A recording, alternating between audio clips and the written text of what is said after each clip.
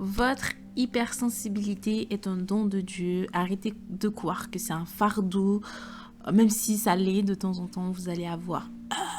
Mais c'est un don de Dieu. Acceptez-le parce que vous aurez la possibilité d'intercéder pour les autres sans même qu'ils ne le sachent parce que vous ressentez exactement leurs émotions. Alors, j'ai fait une vidéo partie 1. N'hésitez pas à aller la regarder. Comme ça, vous pourrez justement vous avoir la suite et pas juste tomber sur la vidéo comme ça, puisque là du coup la partie 2 c'est pour parler du prophète Élie. Donc du coup ce que j'ai pu constater dans la partie 1, c'est que du coup on avait parlé de l'hypersensibilité de Moïse et de David.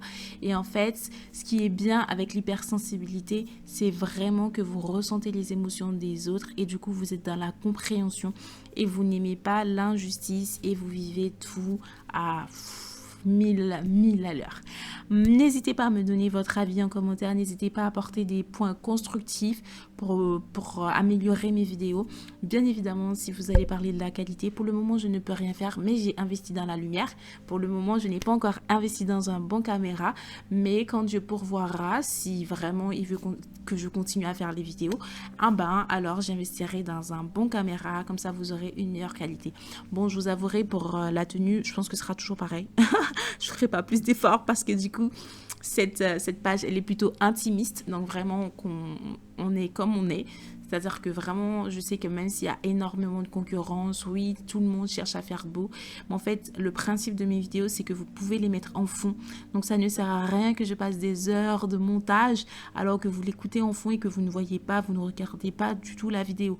Au contraire, justement, en espérant que ma voix vous apaise quand vous êtes au travail et que vous vous sentez frustré, vous vous sentez énervé. Le but, c'est d'écouter la vidéo en fond, comme ça vous apaise. Et bien évidemment, si c'est possible, que ça vous édifie par la grâce de Dieu. Mais aujourd'hui, on n'est pas trop dans la méditation, mais plutôt une constatation que les grands dans la Bible avaient une hypersensibilité profonde. Donc la question que j'avais posée, c'est que justement, on a constaté que les hommes avaient une hypersensibilité. Je vous dis ça tout de suite parce que du coup, c'est un peu long. Et en fait, la question, c'était, j'ai l'impression que les grands dans la Bible étaient hypersensibles. Partages-tu la même pensée? As-tu des références publiques pour cela? Et en fait, j'avais posé la question à ChatGPT, comme ça irait plus vite. Donc, c'est pour ça que je vais vous le lire. Bien évidemment, c'est un exercice que vous pouvez vous amuser à faire. Bon, franchement, moi, je me suis amusée avec ChatGPT parce que j'ai plein de questions que je lui pose, mais je sais qu'il n'est pas en capacité forcément de répondre à tout. Bien évidemment, il y a des questions que moi, je pose à Dieu et j'attends qu'il me tourne vers des choses pour avoir la réponse, parce que ChatGPT peut vous répondre, mais que ça ne vous convient absolument pas, en fait, les réponses qu'il vous apporte, en fait. Donc, alors, Élie, le prophète qui traverse des crises émotionnelles. En fait, preuve de son hypersensibilité, c'est qu'il est plein de zèle pour Dieu. Il affronte seul 450 prophètes de Baal avec une foi radicale. Donc du coup, si on va dans 1 Roi 18 à verset 22, donc du coup, on va chercher les références et je vais vous le lire comme ça. Et après, je vous les mettrai en commentaire. Comme ça, vous pourrez retourner dessus et méditer parce que juste les passages à eux tout seuls sont vous pouvez méditer avec, quoi. Alors, et Élie dit au peuple, je suis resté seul des prophètes de l'Éternel et il y a 450 prophètes de Baal. Ok? Il traverse une profonde dépression. Après sa victoire, qu'est-ce qu'il va faire? C'est qu'il va aller fuir dans le désert. Il va demander à Dieu de mourir parce qu'il se sent seul. Et en fait, dans 1 Roi, quand on va aller dans 1 Roi 19, verset 4, en fait, c'était suite avec l'histoire de Achab. Et en fait, c'est la suite. Enfin, je ne sais pas si vous voulez lire, mais n'hésitez pas à aller le regarder parce que sinon la vidéo sera trop longue. Alors, 1 Roi 19, verset 4, à partir de 3. Élie, voyant cela, se leva et s'en alla pour sauver sa vie. Il arriva à Beersheba, qui appartient à Juda, et il laissa son serviteur. Pour lui, il alla dans le désert où après une journée de marche, il s'assit sous un genêt et demanda la mort en disant « C'est assez. Maintenant, Éternel, prends mon âme car je ne suis pas meilleur que mes pères. » Il se coucha et s'endormit sur un genêt. Et voici un ange le toucha et dit « Lève-toi, mange. » D'ailleurs, j'ai un autre passage, j'avais fait une méditation sur ça. J'hésiterai pas à vous mettre dans une autre vidéo encore. Donc, n'hésitez pas à vous abonner pour qu'on puisse en discuter. J'ai l'impression que j'ai mis trop de lumière. Là, c'est peut-être mieux. Alors, il entend Dieu dans la douceur. Justement, on continue encore dans 1 roi 19. Alors qu'il est en crise, Dieu ne lui parle pas dans le feu ou le tremblement de terre, mais dans un murmure doux et léger. 1 roi 19, verset 11. Franchement, la voix de Dieu, elle est magnifique. Franchement, la voix de Dieu est tellement belle. Elle est... j'ai entendu une seule fois, mais elle est trop belle. Trop, trop belle. Franchement, n'hésitez pas à me dire en commentaire si vous avez déjà entendu la voix de Dieu et quand vous avez entendu la voix de Dieu, quelle était votre réaction, comment vous avez réagi, qu'est-ce que vous avez fait et tout. Moi, je sais que j'ai entendu une seule fois un seul mot, mais waouh, elle était... Alors l'Éternel dit, sors et tiens-toi dans la montagne devant l'Éternel. Et voici l'Éternel passa. Et devant l'Éternel, il y eut un vent fort et violent qui déchirait les montagnes et brisait les rochers. L'Éternel n'était pas dans le vent. Et après le vent se fit un tremblement de terre. L'Éternel n'était pas dans le tremblement de terre. Et le tremblement de terre, un feu. Et après le tremblement de terre, un feu, l'Éternel n'était pas dans le feu. Et après le feu, un murmure doux et léger. Du coup, je commence à comprendre le sens du murmure doux et léger. Parce que sa voix est douce et légère. Et elle est grave mais douce. Je sais pas comment expliquer ça, mais waouh. Quand Élie l'entendit, il s'enveloppa le visage de son manteau, il sortit et se tint à l'entrée de la caverne. Et voici, une voix lui fit entendre ces paroles. Que fais-tu, Élie? Enfin, on va pas continuer, mais tout ça pour vous dire, la voix de l'Éternel est douce, en voix murmure et léger. Ok. Conclusion, Élie est un prophète puissant, mais il ressent profondément la solitude et le découragement.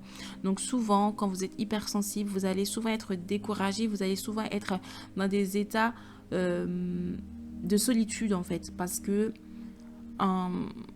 vu que vous allez absorber énormément d'émotions, en fait, parfois, il sera nécessaire de vous retirer du monde pour que vous puissiez vous ressourcer. Parce que sinon, en fait, vous allez être trop...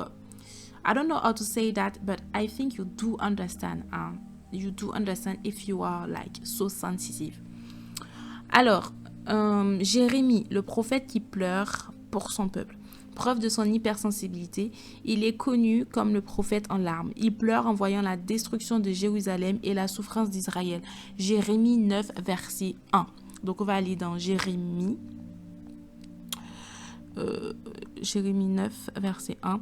Oh, si ma tête était remplie d'eau, si mes yeux étaient une source de larmes, je pleurerais jour et nuit les morts de la fille de mon peuple. Pour moi, c'est une preuve d'hypersensibilité. C'est une preuve de sensibilité même. On n'a même pas besoin d'être hypersensible, c'est juste être sensible. Il se plaint à Dieu avec intensité. Il dit, tu m'as séduit, Éternel, je me suis laissé séduire. Jérémie 20, verset 7. Donc du coup, ça montre en fait son combat intérieur qu'il est en train de vivre. Parce que souvent, quand vous êtes hypersensible, vous aurez beaucoup de combats intérieurs. Est-ce que ce que je suis en train de faire, c'est correct? Est-ce que j'aurais dû faire ça? En fait, vous allez être like too thinking. Là, vraiment, vous allez être overthinking. Tu m'as persuadé, Éternel, et je me suis laissé persuader. Tu m'as saisi, tu m'as vaincu, et je suis chaque jour un objet de raillerie. Tout le monde se moque de moi. Il écrit un livre entier de lamentation, d'ailleurs, que vous pourrez lire. Le livre de lamentation est un cri de douleur et de désespoir. Jérémie ressent donc la souffrance de son peuple comme si c'était la sienne et son hypersensibilité est vraiment au cœur de son appel. N'oubliez pas que quand Dieu a appelé Jérémie, là c'est pas le nom, mais il était avant même qu'il soit formé dans le ventre de sa mère, donc c'est Jérémie 1 verset 9 je crois. Non, en fait oui, voilà. Jérémie 1, verset 5. Avant que je t'eusse formé dans le ventre de ta mère, je te connaissais. Et avant que tu fusses sorti de son sein, je t'avais consacré, je t'avais établi prophète des nations. Donc vraiment, votre appel, en fait, parfois, vous allez voir votre caractère. Vous découvrez votre appel bien plus tard. Mais en fait, Jésus a déjà prévu... Enfin, Dieu a déjà prévu votre appel pour vous avant même que vous soyez né. Certes, vous, peut-être que c'est 40 ans plus tard, vous saurez que vous êtes appelé à faire telle chose. Mais vous, avant même que vous soyez un fœtus, Dieu savait ce que vous alliez faire plus tard. Et ce que Jérémie disait, ouais, mais je ne sais pas parler, etc.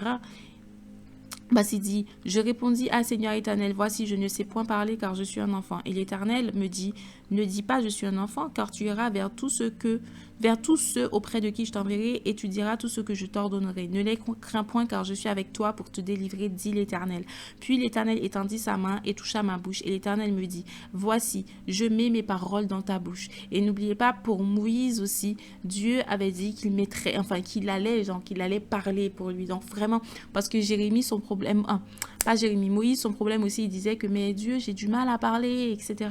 Donc vous voyez bien que il y a un doute en fait quand on est, enfin là les appelés enfin quand ils sont appelés, ben, en fait quand vous avez votre appel, vous dites ouais mais en fait je suis vraiment en capacité de répondre à cet appel parce que quand je vois ma vie, je suis comme ça, comme ça, comme ça. En fait, tous les gens, ils avaient forcément un défaut et au final, en fait, c'est pas... Heureusement que vous n'êtes pas parfait parce que Dieu ne va pas vous appeler dans votre perfection. Au contraire, c'est dans votre imperfection que Dieu vous appellera parce que vous, que vous êtes passé par certaines situations, bah, vous serez humble et vous allez comprendre les autres et du coup, ça vous... En fait, dans votre appel, vous serez plus... I don't know how to say that, mais je pense que vous comprenez ce que je veux vous dire. Vraiment, en fait, ne dites pas oui, mais je suis pas parfait, etc. Déjà, personne n'est parfait et c'est dans votre péché là, Dieu peut vous appeler parce qu'en fait, vous allez comprendre les autres qui pêchent et vous n'allez pas juger les autres qui pêchent parce que vous êtes passé par là et vous saurez accompagner ceux qui pêchent pour qu'ils puissent sortir de leur situation parce que vous avez été dedans et vous savez ce qu'il vous fallait pour que vous sortiez de votre situation et donc c'est pour ça que Dieu vous appelle. Je sais pas si vous comprenez, mais voilà quoi. Et enfin, on finit avec Jésus, comme ça la vidéo est pas trop longue. Jésus, l'amour et la compassion incarnés. Preuve de son hypersensibilité, il pleure pour Lazare déjà quand il est mort là, bien qu'il sache qu'il va le ressusciter. Hein. Vous savez, en fait ça c'est... Il sait. Pourtant il pleure quand même. Donc waouh, Jésus pleura. Donc on va aller dans Jean 11, verset 35. Alors, Jean 11, verset 35. Jésus pleura. Voilà. Il est ému de compassion en voyant les foules perdues. Il fut ému de compassion pour elles parce qu'elles étaient comme des brebis sans berger. Ça, je me souviens de cette partie-là parce que j'avais médité dans Matthieu. Alors, Matthieu 9, verset 36. Il est écrit... Voyant la foule, il fut ému de compassion pour elle parce qu'elle était languissante et abattue comme des brebis qui n'ont point de berger. Et en fait, Jésus a ressenti une angoisse profonde avant la croix. Et dans le jardin de Gethsémani, il dit « Mon âme est triste jusqu'à la mort et sa sueur devient comme des gouttes de sang. » Donc on va aller dans Luc 22, verset 44. 44. Étant en agonie, il priait plus instamment et sa sueur devint comme des grumeaux de sang qui tombaient à terre. Et il y a même un autre passage quand Jésus a pleuré, il était en agonie, qu'il disait « Jésus, aie pitié de moi » sur la croix. Enfin bon, je ne veux pas faire la vidéo trop longue, mais voilà. Il est touché par chaque individu, il pleure sur Jérusalem, il guérit les malades avec tendresse et s'indigne contre l'hypocrisie religieuse. Donc Jésus, qui étant le Fils de Dieu, montre une sensibilité, une empathie extrême, ressentant profondément la douleur. Après, on a eu un résumé, mais et en plus, le premier miracle de Jésus, c'est quand il transforma l'eau en vin dans le mariage, je ne sais plus comment il s'appelle, mais tout ça pour dire que en fait, et le vin représente la joie. Donc, vraiment, votre hypersensibilité est un don. Arrêtez de croire que c'est un fardeau. Je ne sais même pas si je vais faire une vidéo plus longue, vraiment. Alors, vous avez un résumé. Les grands personnages bibliques étaient hypersensibles, mais loin d'être une faiblesse. Cette sensibilité leur donnait une connexion profonde avec Dieu, leur permettait d'aimer, de souffrir et d'intercéder pour les autres. Était souvent le moteur de leur mission et de leur obéissance à Dieu. L'hypersensibilité n'est donc pas une faiblesse, mais une force lorsqu'elle est guidée par Dieu. Donc, la question c'est, penses-tu aussi que ton hypersensibilité pourrait être une force pour ton appel? Et aujourd'hui, quel est ton appel? Dans ton appel aujourd'hui, penses-tu que tu sois incapable d'y répondre parce que tu es hypersensible? Ou justement, grâce à cette vidéo-là, donc, grâce à cette vidéo-là que tu vas regarder, tu pourras te dire, en fait, mon hypersensibilité n'est pas si grave que ça. Au contraire, c'est une force pour que je puisse rentrer dans l'appel que Dieu a pour moi. Et quel est ton appel aujourd'hui? Quelle est ta mission du jour? Et franchement, Même si tu penses que tu es faible, même si tu penses que tu es imparfait pour ton appel, au contraire, ton imperfection, c'est ce qui te permettra d'être parfait pour ton appel parce que tu pourras répondre correctement aux critères que Dieu cherche. Donc, laisse-toi être emporté par Dieu, abandonne-toi à Dieu, surrender your life to Jesus and He will provide and He will do everything for you, but you just have to have faith and to trust. Yes, you have to trust in God. So, je vous laisse et je vous envoie plein d'amour et je vous envoie plein d'argent et surtout prenez soin de vous comme à l'accoutumée.